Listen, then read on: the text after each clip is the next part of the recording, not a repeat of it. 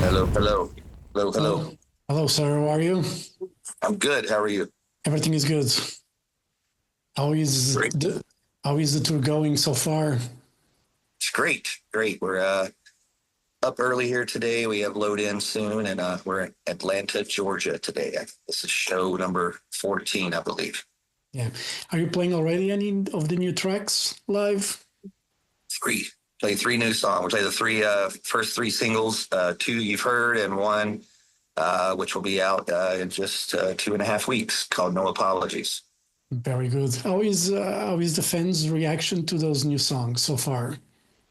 Live, it's been like an instant classic. They're singing along to the new songs already as if they know them, or they know them by the second chorus that we get to the song, and that's a great reaction. So, everyone's excited for the record, and to play these new songs live and already get that reaction is a good feeling. Yeah.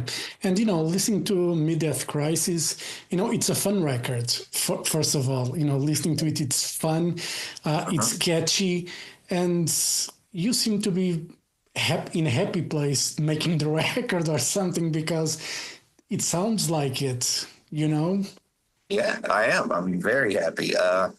And the whole idea was to, when I made this record, was to make a record and have fun. I haven't had fun making a record in a while. I make records all the time, but having fun making them is the hardest part these days for me.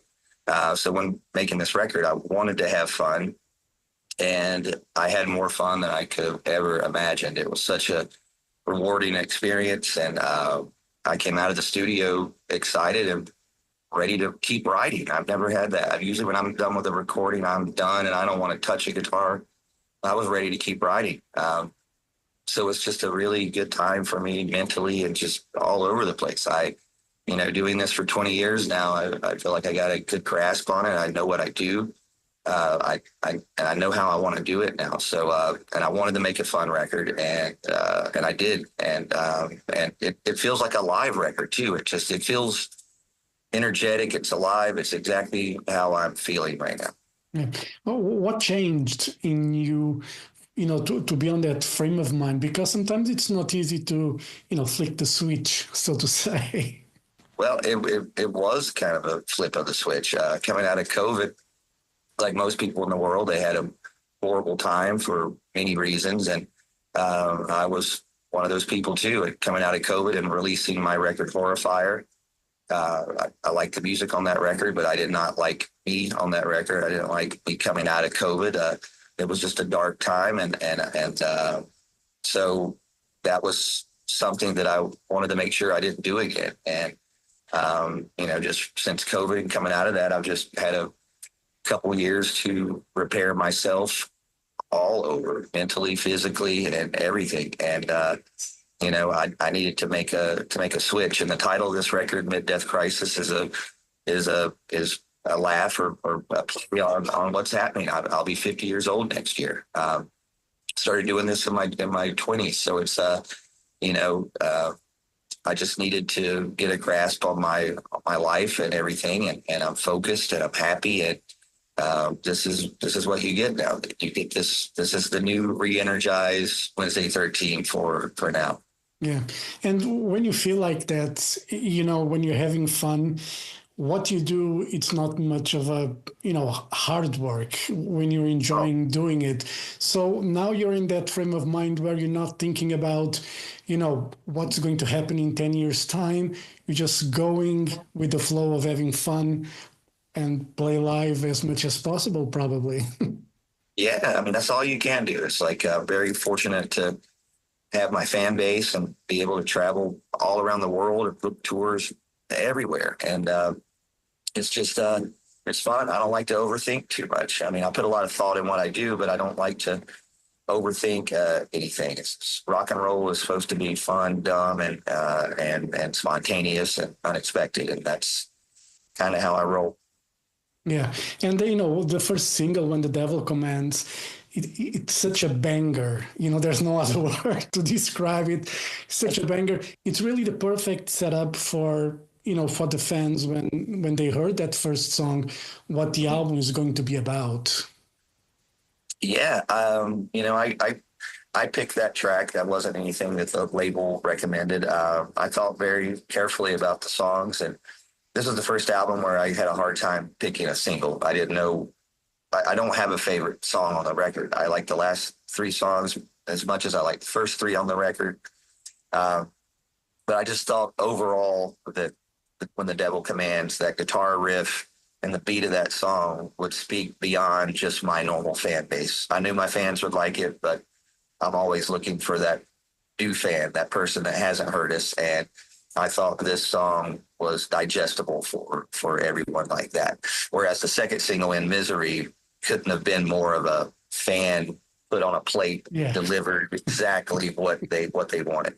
And that was all on purpose, you know. So that could have easily been the first single, but I thought it would be good. I'm always looking to make new fans. That's what you try to do every time. I've got my fan base, but I'm always telling people out there, I'm your favorite band, and you don't even know it. Yeah. And, another aspect when it comes to Wednesday 13, obviously the live show. You put on a show. It's important these days. Besides the music, it's to, give the fans something more. You do that on your live shows. I've seen you a few times, and every time is always memorable. Thank you. Do you think that, I see a lot of bands these days, and younger bands probably, and they don't put the effort in a live show. They wear their favorite band's t-shirts and they expect people to just yay. But the live aspect of a performance is as important, if not more, than the music. Yeah, it is for me. I mean, you make the record for your fans to go home and listen to it, and they digest it, and they live on it, and they learn every word. And when they come to your concert, it has to be bigger and better than that record. You've got to live up to what the fans have listened to at home.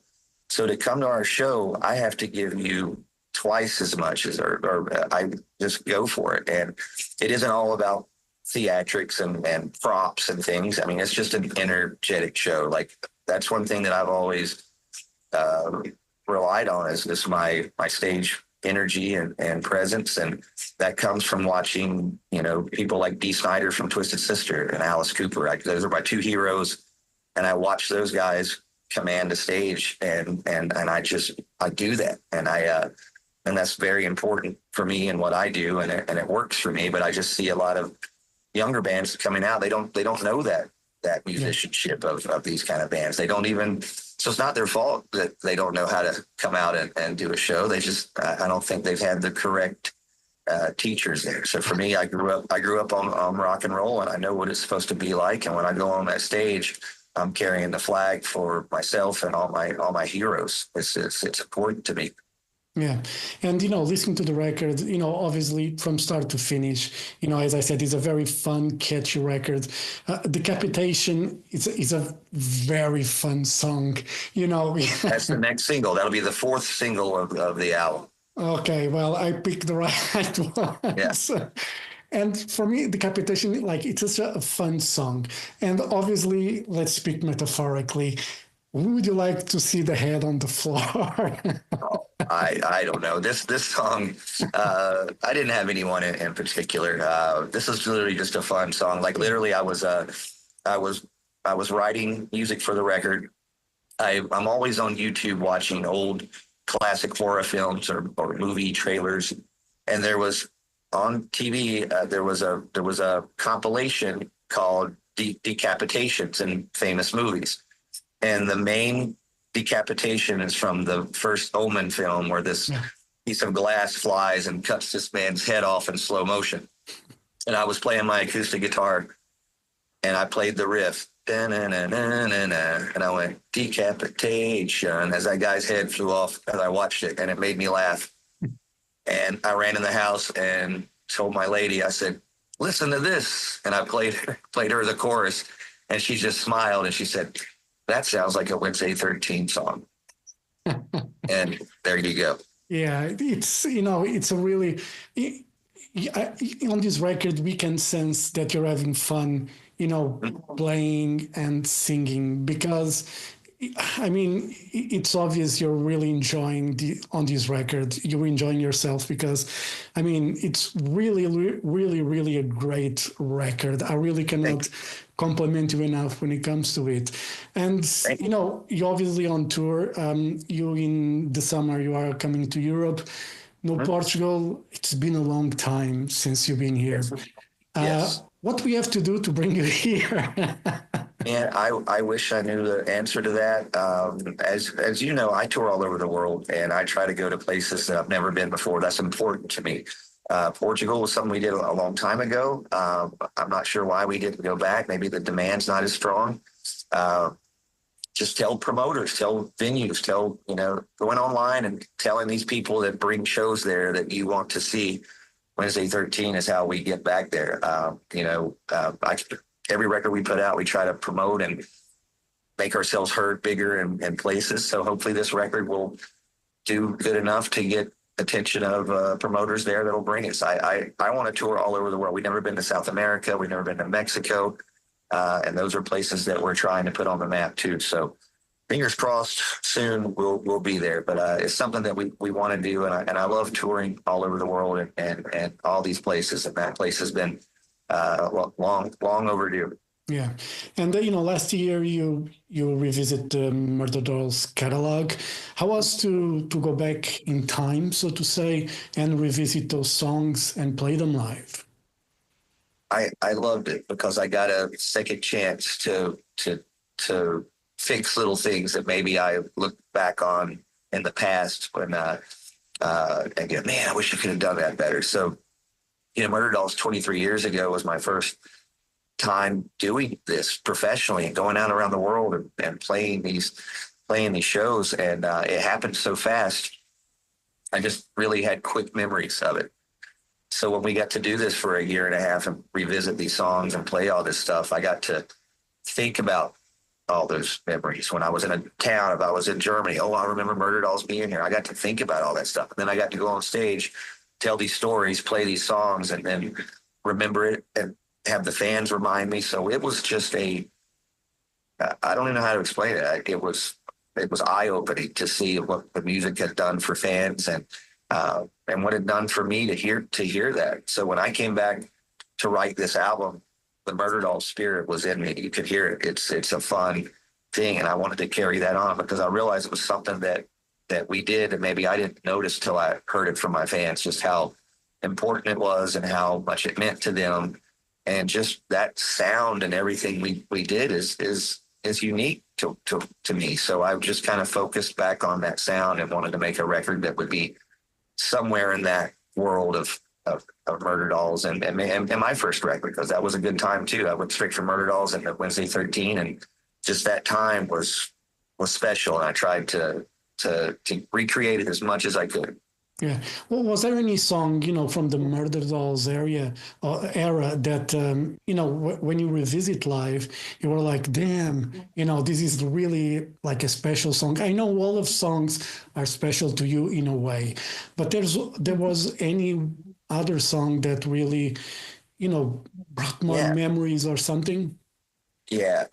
Two off. I mean, the first album, I love it. It's got memories for days, but the second album, the label, when we were coming back out as Murderdolls, I don't know if they believed what we were going to do or knew what we were going to do. I think they expected to hear stuff just like the first album, the Twist My Sister and the silly kind of stuff. But when the label came to the studio on the second album and they sat down to hear what we had, and I'll never forget, it was all of the main people at Roadrunner Records that put out Slipknot and all these big bands that everybody knows. The main people sat down in the studio, and we played Nowhere off that album.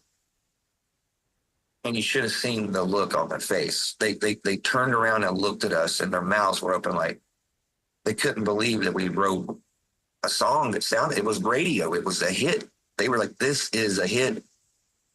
And just remembering that, I'm like, whoa, we impressed them. And then they heard Summertime Suicide, and their jaw went even further. They went, oh my God, you guys have two radio singles. And then they said, but you can't have suicide on the radio. Can you change the words? I went, no. And we didn't get a hit song. But when we play that song live, everybody sings it at the top of their lungs, like as if it was on the radio and it was a hit song. So it was a hit song. It just wasn't massively out there. So every time I play that song and I see people sing it back to me, I just go, wow, this is my unknown hit. Yeah. Is it, for me, I receive radio singles and I hate when it's a radio edit, when it's a clean, that when they censor the curse words. I'm like, it's 2025, fuck that shit. Why are you, why are you still like, why, why? I don't get it. It really, Right. it really bothers me. You remember the 80s with the PMRC, like you guys had that in the US. It's just ridiculous in 2025 to still get singles that are clean for radio. I'm like, I don't know, give me the dirty ones, please. Right. I don't know why they asked for it. I think there's a version of ours is clean. I'm not sure if they used it or not. But yeah, that's just part of the protocol when we make records. They go, oh, can you take out the curse words? And usually I laugh because I go, well, there won't be any words left. Just be instrumental. Yeah.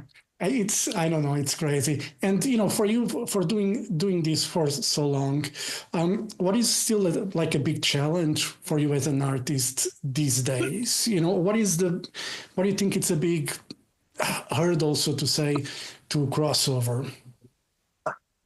I don't know. I mean, for me, I just want to get better.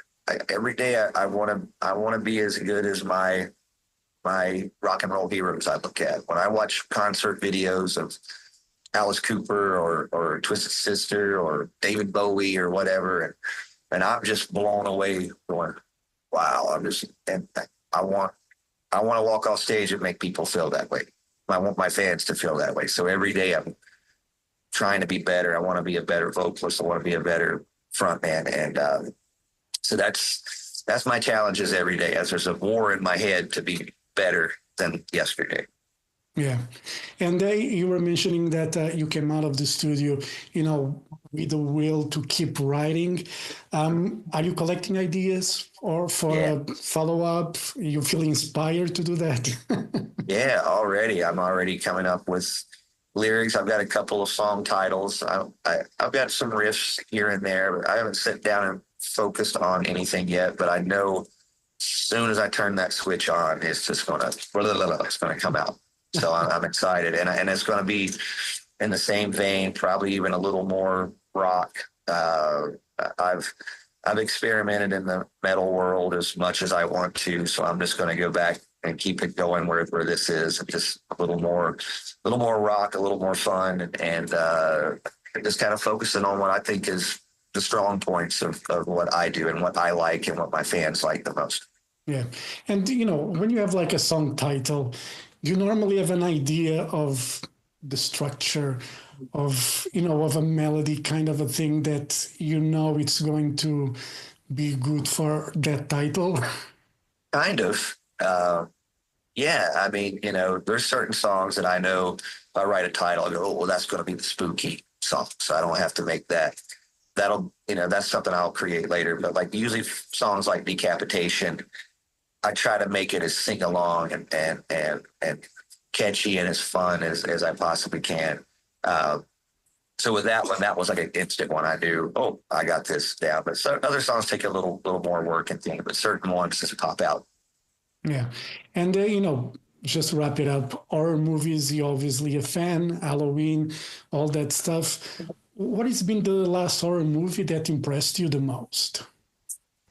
Nothing new that I've seen lately. I'm not saying there's anything that's not good. I just don't watch a lot of new movies. But the last new movie that was probably prior to COVID or whatever that I really liked was the movie Mandy with Nicolas Cage. Just a weird movie that made me feel uneasy. I loved the score. I loved the imagery of it. I'm a big Nicolas Cage fan, but it really wasn't him that made me like the movie. It was just the overall atmosphere of it. And so that was the last movie that really kind of moved me and inspired me. Yeah.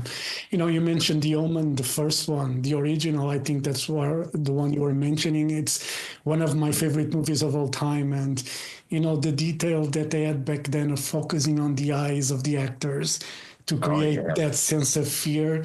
It's a lost art these days. I know. When I make my movie, I'm gonna focus on all these lost things that you mentioned, and try to bring all of those things back. There's so many things from those movies that just. So I don't think I watch new movies. I'm just not interested in them because they don't have the quality or the spark that those old films do for me. Yeah, and sometimes you don't need all the fireworks. You just need really attention to detail, and Hmm? things will work anyway. So, yeah. Right. Wednesday, thank you very much for your time. All the best for the remaining of the US tour. And when Thank you come you. back to Europe, hope it goes well. And we will annoy the promoters to try to bring you back because it's, as I said, it's been a long, long time. It's long Yes. overdue for you to return to Portugal. All right. Hopefully soon, man. Thank you for Right. all your kind words. Thank you very much. Have a great day and see you soon. All right. Thank you. All right, man. Thank you. Bye. Bye bye. Bye.